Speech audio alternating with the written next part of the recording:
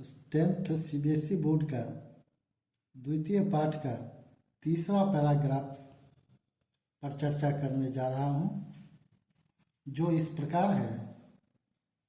ततस्तया वृद्धदासी सा भी प्राय मालोकिता तस्य हस्ता प्रस्थमात्र धान्यमादाय स्वगृहस्य चत्वारे तं प्रक्षालित पादम उपावेशयत्। ततस्तान् सुरभीन् शालिनापते किंचित विशोष्य मुहुर्मुहुः परिवर्त्य समया भूमौ अपघट्टयत्। तेषु तण्डुलान् पृथक् कृत्वा धात्री मुक्तवती मात इमान् भूषणमार्जन समर्थान् तुषान् स्वर्णकारेभ्यो देहि तेभ्यो लब्धाभिः काकिनीभिः काष्ठानि स्थलानि शरावद्वयं चाहर। ततः सा तान् तण्डुलान् उलूखले मुसलेवाहत्य शूपेण शोधयित्वा असकृद जलेन प्रक्षाल्य क्वथित जले प्राक्षिपत्। सिद्धेषु च तण्डुलेषु मण्डनिः सारणाय स्थाली मधुमुखी कृतवती।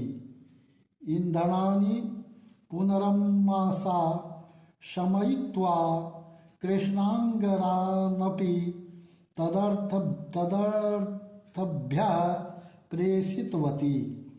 विकीर्तैरङ्गरैर्यत् मूल्यं लब्धं तेन शाकं घृतं दधि तैलं चिंचाफलं च क्रीतं। ततो व्यंजनादिकं च तया संपादितम्। यह तो पाठ का उच्चारण था। अब इसके संधि विच्छेद को देखते हैं। ततस्तया ततः जोड़ तया साभिप्रायम सौजोड़ अभिप्रायम ततस्तान ततः जोड़तान तुसेभ्यास्तण्डुलान् तुसेभ्यः जोड़ तण्डुलान् तेभ्यो लब्धाभिः तेभ्यः जोड़ लब्धाभिः चाहार चौजोड़ आहार मुसलेनावहत्य मुसलेन जोड़ अवहत्य शोधयित्वा संकृत शोधयित्वा जोड़ असंकृत कृष्णांगगारान् कृष्ण जोड़ अंगारान् विकृतैरंगारैर्यत् विकृतैः जोड़ अंगरैः जोड़ यत्। अब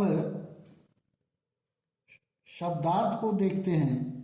तो शब्दार्थ है साभिप्रायम अभिप्राय रहित आदाय अर्थात लेकर चत्वरे आंगन में प्रक्षालित पादम धुले हुए पैर वाले को उपावेशयत बैठाया सुरभीन सुगंधित आतपे धूप में विशोष्य सुखाकर समायाम समतल में अपघट्टयत कूटा तुसेभ्यः धान की भूसी से भूषणामर्जन समर्थान भूषण धोने योग्य को काकिनी भी कौड़ियों से पैसों से शराबद्वयम दो कटोरे आहर लाओ उलूखले ऊखल में चिंचा फलम इमली तदर्थिभ्य उन्हें चाहने वालों को। इस प्रकार शब्दार्थ समाप्त हुआ।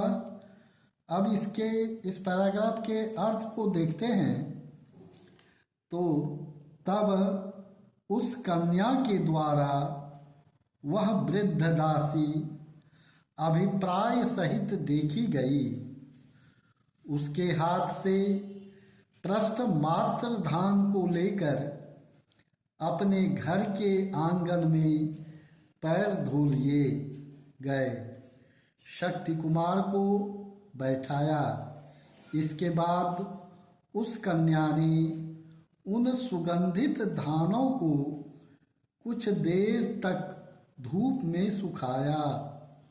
उन्हें बार बार उलट पलट कर समतल भूमि पर कूटा। उसने भूसी से चावलों को अलग करके धात्री से कहा, हे माँ, आभूषण साफ करने योग्य वह भूसी सुनारों को बेच दो या दे दो। उसने उससे मिले हुए पैसों से लकड़ियाँ, थाली और 2 कटोरे ले आओ। इसके बाद उसने उन चावलों को ऊखल में मूसल से कूटकर सूप से साफ करके बार बार जल से धोकर गरम जल में डाल दिया। चावलों के पक जाने पर मांड निकालने के लिए पतीले का मुंह टेढ़ा कर दिया। फिर ईंधन को जल से बुझाकर कोयलों को भी उन्हें चाहने वालों के लिए भेज दिया। बेचे गए कोयलों से जो मूल्य मिला उससे सब्जी, घी, दही, तेल और इमली खरीदी। फिर उससे सब्जी इत्यादि तैयार किए। यह तो तृतीय पैराग्राफ था। अब चतुर्थ पैराग्राफ में देखते हैं।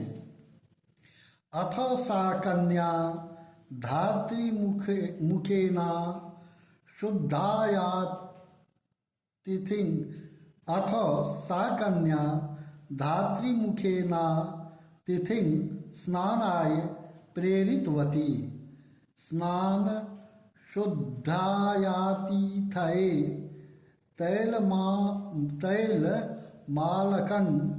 चायच्छत। फलकामरूह्य प्रांगण कदलीदलं लभित्वा तत्रासनं भोजनाधारं च कृतवती। पेयोपहारपूर्वं भोजनं घृतसहितोदनं व्यञ्जनं च तस्मै दत्तवती। मध्ये मध्ये च विविधभोज्यादि प्रकारान् वर्णयित्वा रुचिमपि वर्धितवती। अन्ततः शिशिरवारिणा पेयमाचमनं च दत्तवती। मुक्ते तु तस्मिन् तयास्य शयन व्यवस्थापि कृता। एवं कन्यागुण संपदा समाकृष्टः शक्तिकुमारस्तां विधि वधूपम्य नीतवान्। अतएव उक्तं किं गृहिणीः प्रियहिताय दारगुणा। यह तो था चतुर्थ पैराग्राफ का पाठ। अब इसका संधि विच्छेद देखते हैं।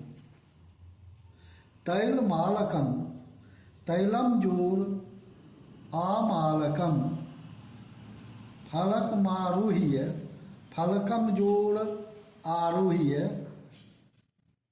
रुचिरमपि, रुचिरम जोड़ अपि, पेयमाचमानम, पेयम जोड़ आचमानम। यह संधि था। अब चतुर्थ पैराग्राफ के शब्दार्थ को देखते हैं।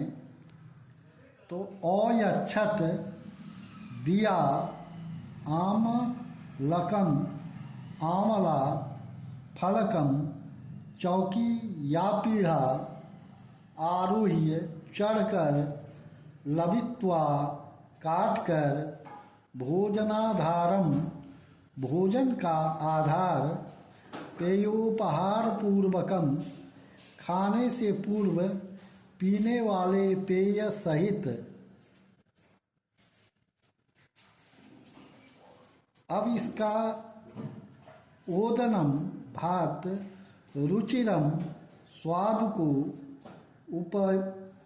उपयम्य, विवाह करके, नीतवान, ले गया, गृहिणः, गृहस्थ का, दार गुणाः, स्त्रियों के गुण। यह शब्दार्थ था। अब इसके अर्थ पढ़ जाते हैं। तो इसके बाद उस कन्या ने धात्री के मुख से अतिथि को स्नान करने के लिए कहलवाया।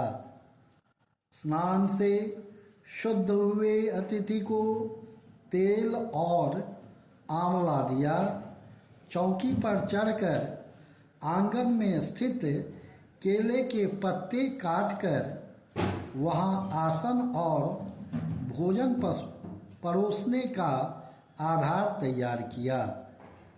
भोजन से पूर्व ग्रहण करने योग्य पेय पदार्थ, घी और सब्जी सहित भोजन उसे दिया। बीच बीच में शीतल जल से पेय और आचमन प्रदान किया।